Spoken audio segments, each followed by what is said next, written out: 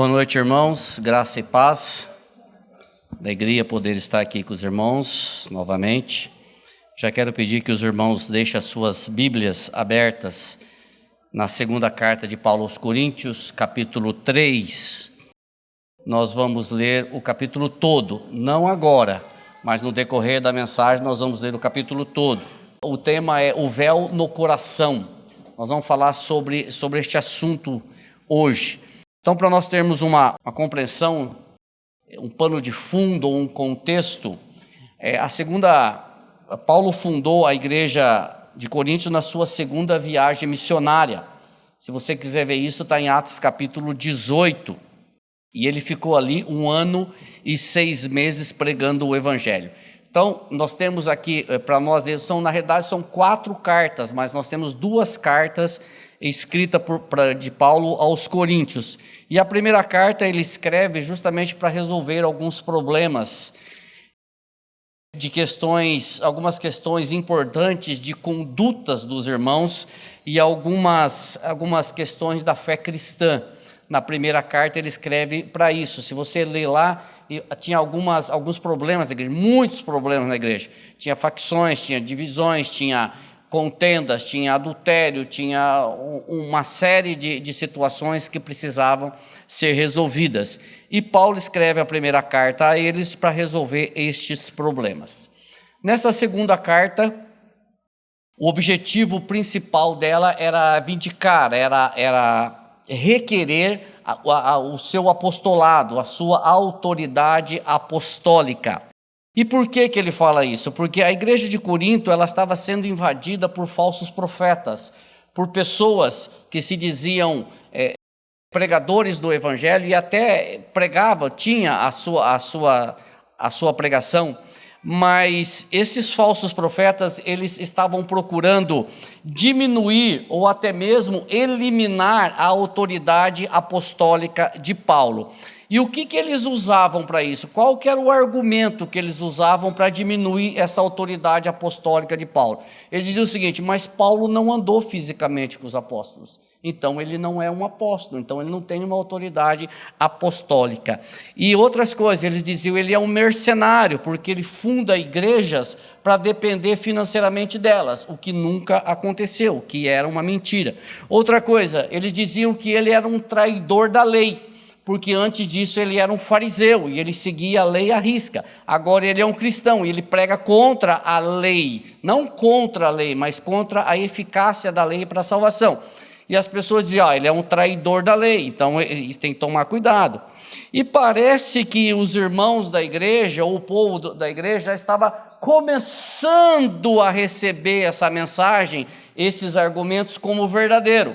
Esses falsos profetas descendo de Jerusalém traziam essas situações e parece que aqueles irmãos estavam começando a acreditar nessas falsas doutrinas. Então, 2 Coríntios 3, de 1 a 3, nós vamos ler que diz o seguinte: Paulo escrevendo para eles: começamos porventura outra vez a recomendarmos a nós mesmos? Ou temos necessidade, como alguns, de carta de recomendação para vós ou de vós? Vós sois a nossa carta, escrita em nosso coração, conhecida e lida por todos os homens, estando já manifestos como carta de Cristo, produzida pelo nosso ministério, escrita não com tintas, mas pelo Espírito do Deus vivente, não em tábuas de pedra, mas em tábuas de carne, isto é, nos corações. O que significa isso? Significa, irmãos, que os inimigos de Paulo, esses falsos apóstolos, falsos profetas, eles usavam cartas de recomendações para adentrar nas igrejas. Carta de recomendação sempre teve. Eles traziam cartas de recomendações dos líderes de Jerusalém e eles usavam essas cartas. Olha, aqui é fulano de tal, eu estou trazendo uma carta de recomendação, então eu tenho autoridade, eu posso entrar aqui na igreja e eu posso pregar. Na realidade, o objetivo era corrigir, entre aspas, obviamente, o evangelho que Paulo pregava. Então, eles traziam cartas de recomendação. E Paulo, ele faz essa pergunta. Na realidade, ele tinha intimidade suficiente com a igreja de Corinto que ele não precisava de carta de recomendações. Ou ele não precisava ser apresentado para aquela igreja, e aquela igreja não precisava ser apresentada para ele, porque eles já se conheciam muito bem. E na primeira carta que ele escreve para aquela igreja, ele já coloca as suas credenciais, ou seja, ele já anuncia quem é ele, e ele faz isso de uma forma, através de perguntas. Então eu queria abrir 1 Coríntios capítulo 9, versículos 1 e 2, onde Paulo, naquela primeira carta, ele escrevendo para aqueles irmãos, ele através de algumas perguntas, ele coloca as credenciais dele como apóstolo. 1 Coríntios 9, 1, 2, ele diz assim: não sou eu porventura livre? Não sou apóstolo? Não vi Jesus nosso Senhor? Acaso não sois fruto do meu trabalho no Senhor? Se não sou apóstolo para outrem, quem são esses outrem? São aqueles irmãos, aqueles falsos profetas que diziam que ele não era apóstolo. Se eu não sou apóstolo para outrem, certamente o sou para vós outros, porque vós sois o selo do meu apostolado no Senhor. Ou seja, o que Paulo está dizendo aqui? Se eles não querem me reconhecer como apóstolo, vocês me reconhecem como apóstolo, porque a igreja foi fundada por mim. Se hoje vocês creem no Evangelho, foi eu que preguei o Evangelho para vocês. O Senhor me usou para ser um ministro do Evangelho. Então, vocês são o selo do meu apostolado. Ou seja, a conversão de vocês, o caminhar de vocês é o selo de que um dia eu fui aí, anunciei o Evangelho e o Espírito Santo converteu vocês. E por que eu estou falando isso? Porque às vezes as pessoas leem isso e traz para Paulo a glória, mas nós vamos ver no texto que ele de forma nenhuma, ele puxa a glória para ele, muito pelo contrário, ele sempre atribui a glória ao Espírito Santo. Pois bem, com esses argumentos apresentados nesses dois versículos, ele derruba por terra, irmãos, todos os argumentos dos falsos apóstolos, que diziam que ele não era apóstolo porque ele não tinha andado fisicamente com Jesus. Aí ele diz assim: por um acaso eu não vi Jesus, o nosso Senhor? Por um acaso eu não sou apóstolo? Por um acaso eu não fiz isso, não fiz aquilo, não fiz aquele outro? Então ele faz isso propositadamente com o objetivo de derrubar os argumentos dos falsos profetas, de trazer para a igreja aquela informação de que ele não era um apóstolo. E eles, como eu disse, eles tinham as cartas para corrigir o evangelho que Paulo pregava. E qual era o evangelho que Paulo pregava? A graça e não a lei. A salvação pela graça e não a salvação pela observância da rigidez da lei.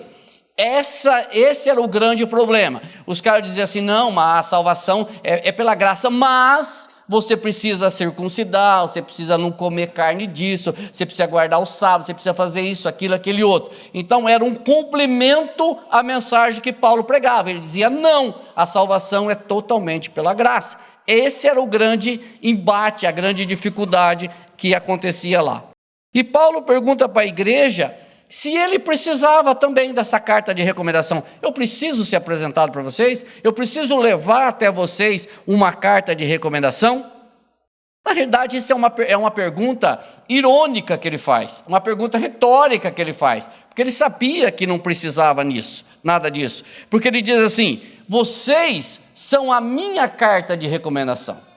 Vocês, Corinto, a igreja de Corinto é a minha carta de recomendação, ou seja, a ação do Espírito Santo no meio de vocês é a minha carta de apresentação. A conversão de vocês, o testemunho cristão de vocês é a minha carta de recomendação. E eu fiz aqui um comentário que eu disse assim, aqui: acredito que esta seria a melhor forma de ser conhecido. Você gostaria de ser reconhecido, chegar com uma carta de apresentação num papel fisicamente, ou você ser reconhecido pela obra do Senhor na vida das pessoas? É isso que ele está dizendo. Eu preciso de carta de recomendação para ir até vocês? Ou será que o selo do Espírito Santo? Ou será que a ação do Espírito Santo? Ou será que a conversão de vocês não é uma carta melhor do que uma carta física, do que um papel frio, sem vida? E é isso que ele está dizendo. Ou seja, ele apresenta um contraste. A transformação marcante do evangelho na vida dos coríntios, em contraste com a incapacidade da transformação pela lei escrita em tábuas de pedra. Ele está fazendo esse contraste quando ele diz, vocês e a minha carta de recomendação. Ele está dizendo, fazendo esse contraste, ou seja, a transformação, a conversão dos irmãos ali daquela igreja, em contraste com a lei escrita em pedra de tábua, como ele diz aí no versículo 3, não em tábuas de pedra, mas em tábuas de carne, isto é, no coração. O que ele está falando com isso? O que ele está fazendo referência a isso? Ele está fazendo referência aos 10 mandamentos. Ele está fazendo referência à lei que foi entregue lá no Monte Sinai a Moisés. Ele está fazendo referência a isso. Por que ele faz referência aos 10 mandamentos, a essa lei escrita? Porque mesmo, irmãos, recebendo as tábuas da lei, o povo de Deus rejeitou o testemunho de Deus mediado por Moisés. Não é porque eles receberam as tábuas da lei, receberam as leis, mesmo eles tendo recebido, que aí a gente olha isso para o livro de Hebreus, tem um texto ali que diz que foi por intermédio de anjos. Ou seja, mesmo eles tendo recebido as tábuas da lei, mediado por Moisés, eles não amaram a Deus, eles rejeitaram a Deus e não cumpriram em absolutamente nada o que está escrito na lei. E aí no versículo 4 a 6 desse mesmo texto de 2 Coríntios 3, Paulo, ele usa uma confiança ímpar para dizer essas coisas. Ou seja, de onde que Paulo tira essa confiança para dizer que o ministério dele é um ministério verdadeiro e que os coríntios, aquela igreja, era uma prova de que o ministério dele é verdadeiro? Essa confiança não vinha da sabedoria de Paulo, essa confiança não vinha da força de Paulo, essa confiança não vinha do conhecimento que ele tinha do judaísmo, da época que ele foi fariseu. Essa confiança, ela vinha de uma fonte muito superior. Então, 2 Coríntios 3, 4, 6, ele diz assim: e é por intermédio de Cristo que temos tal confiança em Deus, não que por nós mesmos sejamos capazes de pensar alguma coisa, como se partisse de nós. Pelo contrário, a nossa suficiência vem de Deus, o qual nos habilitou para sermos ministro de uma nova aliança, não da letra, mas do Espírito, porque a letra mata, mas o Espírito vivifica. Ou seja, de onde vem a confiança de Paulo para falar todas essas coisas? Aí no versículo 6 está dizendo que Deus o habilitou para ser ministro da nova aliança. Ou seja, essa capacidade, essa confiança não vinha da força de Paulo. Olha o que ele diz: não da sua capacidade, porque em nós mesmos, ou seja, nele mesmo, não tinha nada de pensar ou que pensar alguma coisa, como se partisse dele mesmo. Ele está dizendo assim, não que por nós mesmos sejamos, no versículo 5, não que por nós mesmos sejamos capazes de pensar alguma coisa como se partisse de nós. Ou seja, ele tira toda a capacidade intelectual dele e joga a capacidade em Cristo Jesus. Joga a capacidade no Senhor. Isso é uma postura que nós temos que seguir também. tirar toda a nossa capacidade, toda a nossa habilidade e jogar a suficiência em Cristo. Porque na sequência ele diz assim, ó, toda a suficiência, toda a capacidade, toda a habilidade de continuar escrevendo nos corações dos coríntios e no coração de tantas igrejas que ele pregou depois, escrevendo o quê? Escrevendo o Evangelho, escrevendo Cristo. Toda essa suficiência, como ele diz, vem de Deus. Vindo aí de novo no versículo 5, pelo contrário, a nossa suficiência vem de Deus. Ele reconhecia que o Espírito Santo era quem convertia e mantinha os crentes no caminho do Senhor. Nunca Paulo usou da sua sabedoria para reivindicar glória, muito pelo contrário, ele sempre teve isso certo, de que quem convertia e quem mantia as pessoas no caminho do Senhor era o Espírito Santo. E nós, irmãos, não podemos perder isso de vista. Nós não podemos esquecer que quem faz a obra é o Espírito Santo, não é o pastor. Nós aqui somos apenas instrumentos da mão do Senhor. Nós pregamos o Evangelho, nós anunciamos o Evangelho, mas quem vai lá e vai tirar o véu do coração, como nós vamos falar daqui a pouco, é o Espírito Santo. E Paulo tinha isso certo. Por isso que ele contesta aqueles falsos profetas que vêm e dizem que não é pela lei. Ele diz, não é pela lei, é pela graça. 100% pela graça.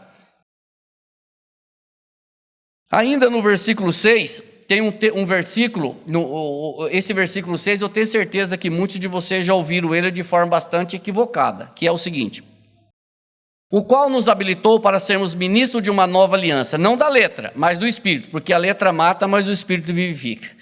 Eu tenho certeza que muitos de vocês já ouviram falar esse versículo com relação a estudo, com relação a, não, estuda a Bíblia não, que a Bíblia deixa você louco. Deixa mesmo, louco por Cristo. Mas não leia não, porque o Espírito, a letra mata e o Espírito vivifica. Algumas igrejas usam, não, aqui tem que ser o seguinte, na hora. Não precisa ler a Bíblia não. Não tem nada a ver com isso. Tem nada a ver com isso. Esse versículo não tem nada a ver com estudo. Esse versículo tem a ver com a lei, que é isso que nós estamos falando. Por quê? Porque a primeira aliança já tinha passado, agora é a nova aliança.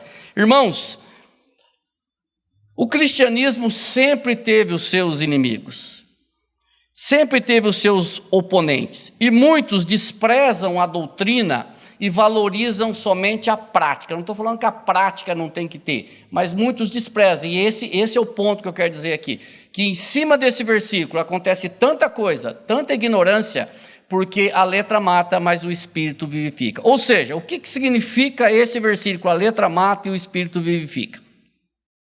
O judaísmo, deixa eu ler aqui, o judaísmo ele tinha reduzido a lei a um código externo cheio de regras, onde ninguém conseguia cumprir, nem mesmo aqueles que tinham feito. Ou seja, o Danilo falou aqui hoje de manhã sobre o sábado, sobre o descanso, sobre aqueles que colocam uma rigidez tremenda no assunto e nem eles conseguem cumprir. E a lei é a mesma coisa. Ou seja, os legalistas judeus, eles exigiam o cumprimento dessas regras. Por isso, Paulo, sabendo muito bem disso, diz, a letra mata. Ou seja, a tentativa humana de querer cumprir a lei mata. Por quê? Porque é cansaço, porque é fadiga, porque é impossível ao homem cumprir a lei. Nós não conseguimos, não é o Marco usa bastante essa expressão, acho interessante, não é um conjunto de regras, está ali, cumprir, não cumprir. Não é isso, porque não é assim que funciona, não são aqueles mandamentos ali, tem muita coisa por trás daquilo ali é só um norte, e nenhum homem consegue cumprir a lei, O único que cumpriu a lei é Cristo, como ele diz aqui, o Danilo falou hoje de manhã, Jesus diz assim, eu vim cumprir a lei, e ele cumpriu a lei por nós, e é isso que Paulo está dizendo, a tentativa de cumprir todas aquelas regras matava, porque não era possível. E aí ele diz, o Espírito vivifica, ou seja, a obra do Espírito Santo, na vida daqueles que creem verdadeiramente em Cristo Jesus, os liberta desta rigidez da lei, liberta dessas regras, desse conjunto de regra, desta incapacidade de cumprir algo que só o Senhor Jesus. É isso que diz o versículo. A letra mata, ou seja, o desejo, a vontade de cumprir a lei, ela mata, porque isso é incapaz. Mas o Espírito vivifica, ou seja, quando o Espírito age na vida do crente, ele rompe essa barreira, ele nos liberta desse cansaço, desta tentativa frustrada de querer cumprir algo que nós não vamos conseguir. É isso que diz, a letra mata e o Espírito vivifica. Então, a partir de hoje, se alguém falar para você que isso daí é você não deixar de estudar, você vai dizer para ele que não é isso, não. Porque Romanos 10 diz assim, que o fim da lei é o quê? É Cristo. O fim da lei é Cristo. Por quê? Porque Cristo cumpriu a lei por nós, porque Cristo foi para a cruz, morreu em nosso lugar, nos libertou, nos matou juntamente com Ele, nos deu uma nova vida na sua ressurreição, e hoje eu posso dizer que eu sou verdadeiramente crente, porque eu creio em Cristo Jesus como meu suficiente Salvador. Pois é, Paulo, irmãos, não está desprezando a lei, mas ele está enfatizando que a lei escrita, que era a característica da antiga aliança, não poderia por si só produzir vida no povo de Deus, mas o Espírito Santo produz. Por isso ele diz, o Espírito vivifica. Por quê? Porque Deus não tinha dado a lei com aquele propósito de transformar num conjunto de regras. Deuteronômio 6,6 diz assim, estas palavras que hoje te ordeno estarão no teu coração. Era esse o objetivo da lei.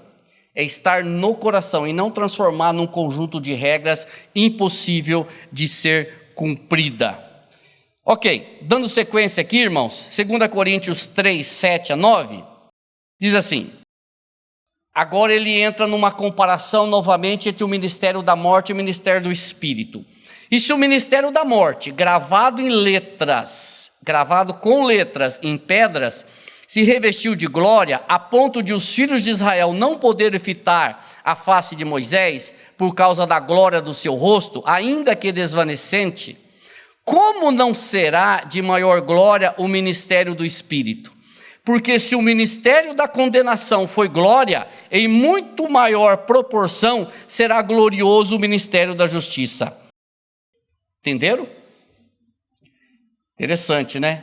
Como é interessante quando a gente lê um texto e volta, estuda e vai, a gente vê tanta coisa interessante. O que Paulo está fazendo aqui, e é só uma pincelada, ele vai buscar o texto de Hebreus, o texto de Êxodo, daqui a pouco nós vamos ler esse texto, Êxodo 34, aonde é aquela questão de que Moisés tinha a luz no rosto, mas ele só dá uma pincelada. Um pouco mais para frente, ele vai explicar esse texto. E a explicação de Paulo, a interpretação de Paulo com esse texto, eu estava olhando isso daqui, eu falei, meu Deus do céu, se nós não tivéssemos o Novo Testamento, nós não teríamos conhecimento de tanta coisa que aconteceu no Velho. Quando eu olhava para esse texto do Velho Testamento e olhava para o que Paulo estava dizendo, eu falei, mas de onde é que Paulo tirou isso? Mas ele foi lá, interpretou o texto e trouxe luz àquele texto maravilhoso de Êxodo 34, 29. Ou seja, irmãos, este ministério teve a sua glória a ponto do seu rosto brilhar. Que ministério é esse? O ministério de Moisés, que é o ministério que ele chama da morte. Porque quando Moisés desceu do Monte Sinai, o rosto dele brilhava. E vocês conhecem melhor do que eu, ele colocou um véu para ofuscar o brilho no rosto dele. Este brilho impedia que os filhos de Israel, o povo, olhassem diretamente para o rosto de Moisés, porque por isso ele cobria o seu rosto. Ou seja, a glória de Moisés era uma glória visível, a glória do Espírito, e ele chama a glória de Moisés de ministério da morte, mas a glória do Espírito é uma glória muito maior. Por quê? Porque é permanente. A glória de Moisés era uma glória passageira, temporária, mas a glória do Espírito, que ele chama de permanente, ela não termina. Por isso que lá um pouco mais para frente ele vai falar de sobreexcelente glória. Ou seja, Moisés teve a sua glória, e Hebreus fala uma coisa interessante, diz assim: Moisés, ele esteve na casa como servo, porém Cristo como filho. Então o tempo de Moisés é um tempo finito, passageiro. O tempo de Cristo, do ministério do Espírito, é um tempo perene, eterno, para sempre. Por isso que a glória do Espírito é muito maior que a glória da carne, da lei. A glória do Espírito é maior que a glória de Moisés. É isso que ele está dizendo. E por que ele fala isso? Porque a lei, o ministério da lei, não justifica ninguém, mas o ministério do Espírito justifica. Por isso que a glória do Espírito é muito maior. Agora, interpretando isso, do versículo 10, 11: porquanto, na verdade, o que outrora foi glorificado nesse respeito, já não resplandece diante da atual sobressalente glória, porque se o que desvanecia teve a sua glória, muito mais tem o que é permanente. É isso que eu estou dizendo agora. Se o que desvanecia teve a sua glória, o que significa isso? Se o que diminuía, se a glória no rosto de Moisés teve, o brilho no rosto de Moisés teve a sua glória, e era uma obra passageira, muito maior tem a obra do Espírito, porque ela é permanente. Essa é a comparação, que diante da glória do Espírito, a glória do rosto de Moisés fica pequena demais, fica passageira, fica muito pequena, porque já não resplandece diante da sobressalente glória. Irmãos, existe uma glória maior, como ele diz aqui, ele chama de sobreexcelente glória, como eu acabei de falar. Que glória que é esta? É a glória do Espírito Santo. Ou seja, se a lei que era passageira teve a sua glória, quanto mais o evangelho que é permanente.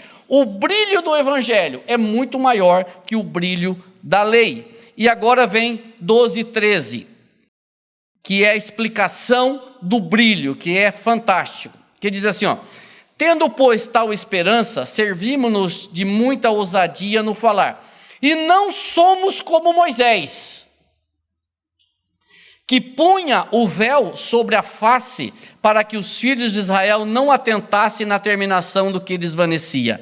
Ou seja, irmãos, o que significa isso aqui? Se nós não lermos Êxodo 34, de 29 a 35, nós não vamos entender isso aqui. Então me perdoe, eu vou projetar aqui Êxodo 29 para nós entendermos. Quando Moisés desceu do Monte Sinai, tendo nas mãos as 2 tábuas do testemunho, sim, quando desceu do monte, não sabia Moisés que a pele do seu rosto resplandecia, brilhava. Depois de haver Deus falado com ele, olhando Arão e todos os filhos de Israel para Moisés, eis que resplandecia a pele do seu rosto, e temeram chegar-se a ele. Então Moisés os chamou, Arão e todos os príncipes da congregação tornaram a ele, e Moisés lhes falou. Depois vieram também todos os filhos de Israel, aos quais ordenou ele tudo o que o Senhor lhe falara no Monte Sinai. Tendo Moisés acabado de falar com eles, pôs um véu sobre o rosto. Porém, vindo Moisés perante o Senhor para falar-lhe, removia o véu até sair. E saindo, dizia aos filhos de Israel tudo o que lhe tinha sido ordenado. Assim, pois, viam os filhos de Israel o rosto de Moisés. Viam que a pele do seu rosto resplandecia. Porém, Moisés cobria de novo o rosto com o véu até entrar a falar com ele. Irmãos, esquece o Novo Testamento. Se você só tivesse essa parte, só o Velho Testamento, o que a gente interpreta disso aqui? Como que a gente entende esse texto? Do jeito que está escrito, obviamente. Que Moisés desce do Monte Sinai, o rosto dele brilha, ele coloca um véu, coloca um pano. A hora que ele vai falar com o povo, ele coloca o pano, ele vai falar com Deus, ele tira o pano, mas ele coloca por quê? Porque o início ali está dizendo que os irmãos não conseguiam olhar para o rosto, porque brilhava. E a gente encerra o assunto aqui, não é isso? Só que Paulo, ele vai e ele interpreta essa passagem. E a interpretação de Paulo é violenta. Ele diz assim, que Moisés, ele não cobriu o rosto por causa do brilho, mas ele cobriu o rosto para que o povo de Israel não percebesse que a glória ia desvanecendo, ou seja, que a glória ia diminuindo a cada dia. Este era o objetivo de colocar o véu. Não era somente pelo brilho, ele cobria porque o povo estava percebendo que a glória diminuía. Volta para o início que eu falei, a glória da lei é passageira, a glória do Espírito é permanente. Paulo diz assim, nós não somos como Moisés, que coloca o véu para que o povo de Israel não perceba que a glória estava desvanecendo, ou seja, estava sumindo. Com isso, ele mostra que a glória de Moisés, como ministro da antiga aliança, ou seja, do Antigo Testamento, era passageira, em contraste com a glória da nova aliança, que é eterna, é permanente. Maravilhoso isso. E nos versículos seguintes, ele vai falar sobre a questão do véu.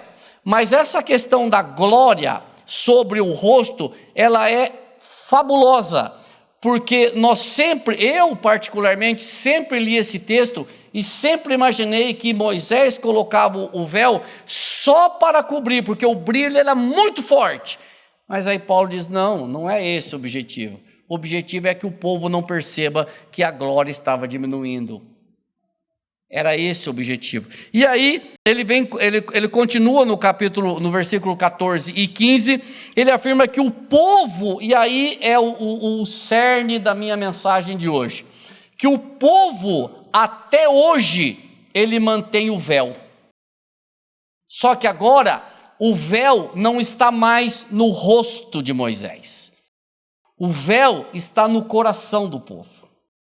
Ele diz que até hoje o povo, quando lê a antiga aliança, que é o Antigo Testamento, lê os profetas, lê o Salmo, o véu continua, mas não mais no rosto, agora é no coração. E nós podemos contextualizar isso, trazer para o nosso dia da mesma forma que as pessoas leem a Bíblia, até leem, mas muitas pessoas que nós pregamos o Evangelho e as pessoas não querem saber. Aí eu não sei se você já se perguntou por quê? Esse texto vai responder muitos dos nossos questionamentos. O véu continua no coração. O véu ainda não foi retirado do coração. Olha lá o que diz o versículo 14 e 15. Mas os sentidos deles se embotaram, pois até o dia de hoje, quando fazem a leitura da antiga aliança, o mesmo véu permanece, não lhes sendo revelado que em Cristo é removido. Mas até hoje, quando é lido Moisés, o véu está posto sobre o coração deles. Ou seja, o que é isso? Quando é lido Moisés, o que é lido Moisés? É a lei, é o Velho Testamento, quando é lido os profetas, quando é lido os salmos, porque, irmãos, quando eles leem o Antigo Testamento, eles não conseguem enxergar uma revelação progressiva, ou seja, eles não conseguem perceber que o Antigo Testamento se completa, se revela em Cristo Jesus, que os sacrifícios que foram feitos no Antigo Testamento, ele se consuma em Cristo, que em Cristo é o verdadeiro sacrifício, que nós já falamos isso aqui diversas vezes, toda aquela matança de animais que acontecia no Velho Testamento como sacrifício, tudo isso se cumpriu no único sacrifício verdadeiro feito na cruz, que é Cristo Jesus. Por isso que ele está dizendo, o véu continua no coração, eles não conseguem enxergar que Cristo é o Senhor e Salvador, eles não conseguem enxergar que Cristo é o Cordeiro de Deus que tira o pecado do mundo, que Ele morreu na cruz, voluntariamente, espontaneamente, para perdoar os nossos pecados, e todos aqueles que nele creem. O véu saiu do rosto de Moisés, e foi para o coração do povo. E hoje ele continua no coração do povo, e não só do judeu, ele continua no coração do povo brasileiro.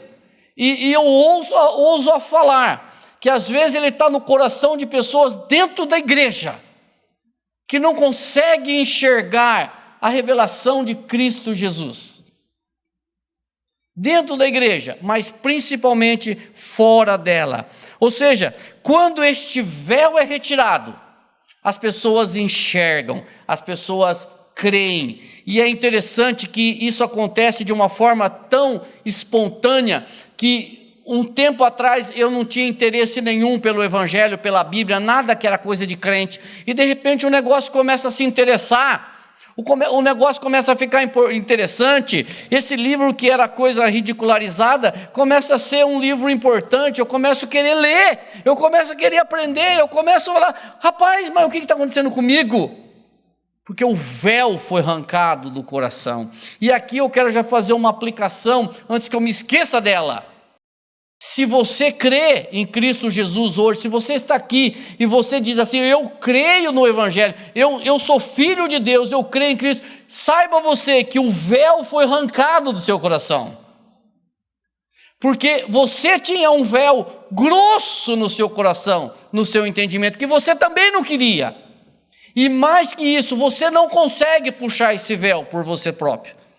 Você não consegue ir lá e falar, peraí, deixa eu tirar esse véuzinho aqui que está atrapalhando eu crer o Evangelho. Você não consegue fazer isso, e é isso que ele vai falar daqui para frente.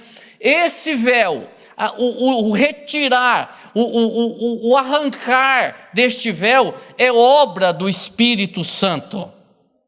Se não for o Espírito Santo tirar, romper essa barreira, a pessoa não vai crer.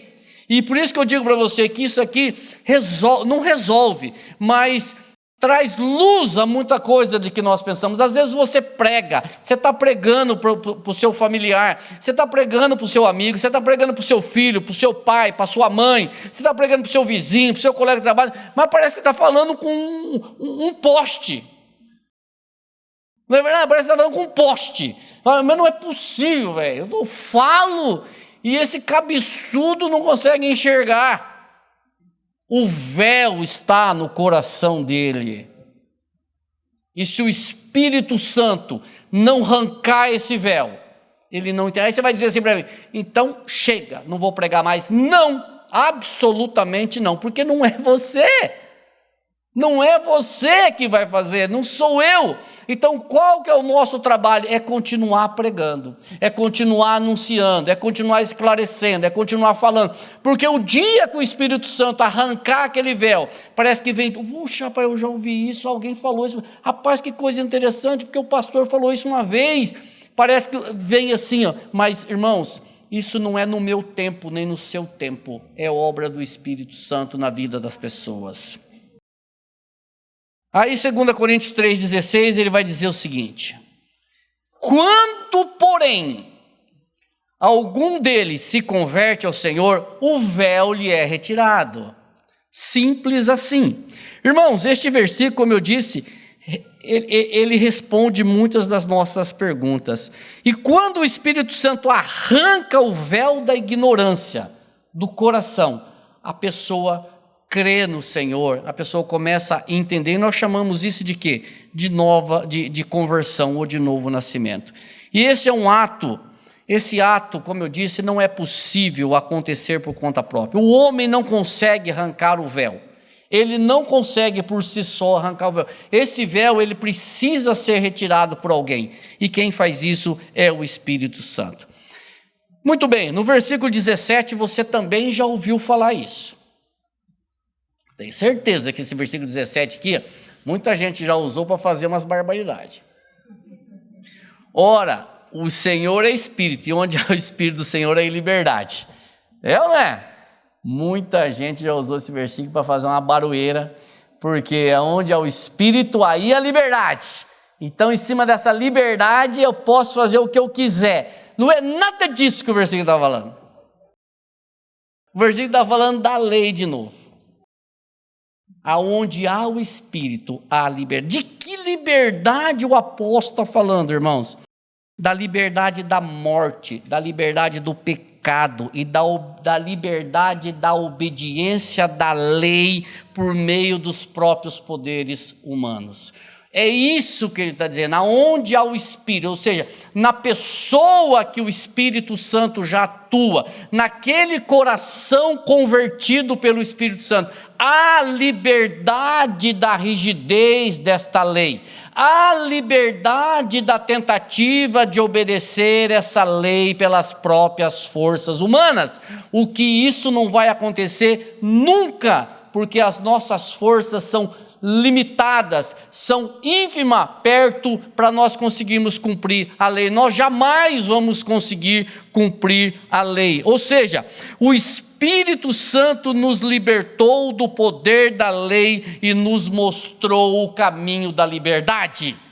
Qual é o caminho da liberdade? Cristo. Ele arrancou do seu coração esse véu, ele mostrou para você que você jamais ia conseguir cumprir a lei. O Espírito te deu liberdade, ou seja, ele arrancou lembra de uma prisão, ele tirou você de uma prisão e te deu a liberdade em Cristo Jesus. Liberdade e não libertinagem. Ou seja, irmãos, Cristo cumpriu a lei e nos libertou dela por meio dele, para que crescemos nele e tenhamos vida nele. Ele, Cristo, é o fim da lei. Cristo é o fim da lei. E caminhando para a conclusão, o versículo 18. E todos nós, com o rosto desvendado, contemplando como por espelho a glória do Senhor, somos transformados de glória em glória na sua própria imagem, como pelo Senhor o Espírito.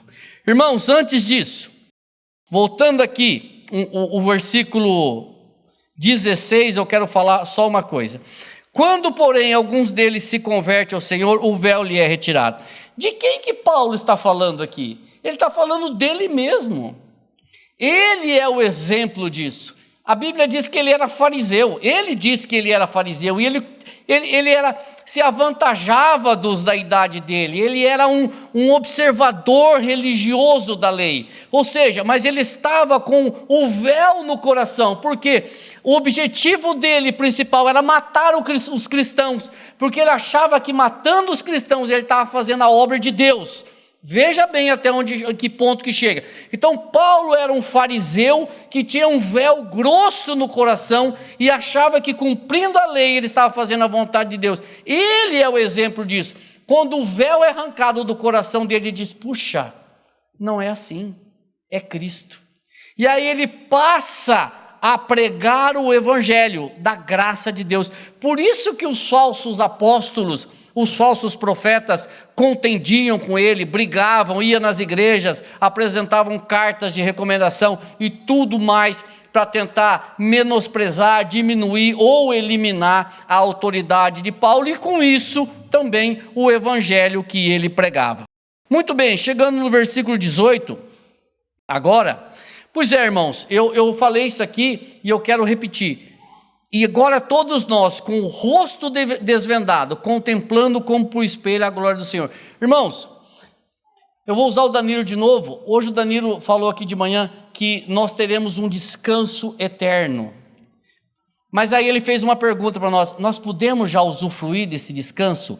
Claro que sim. Não na sua plenitude, porque ainda nós vivemos nesse corpo. ainda nós passamos por dificuldade, mas nós já podemos dizer que eu contemplo como espelho a glória do Senhor. Eu digo para você, nós já podemos aqui hoje dizer que eu posso experimentar um pouquinho da vida eterna, não na sua plenitude, mas sim. Então é isso que ele está dizendo, agora eu com o rosto desvendado. Talvez ele não quisesse usar a expressão com o véu retirado do coração.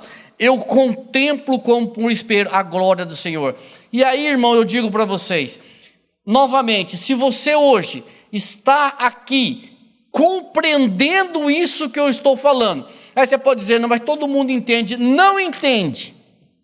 Não entende. 2 Coríntios 2,14 diz assim, que o homem natural, ele não compreende as coisas do Espírito, porque elas são discernidas espiritualmente. Você pode dizer assim, mas qualquer um que vier aqui vai entender o que você está falando. Não vai.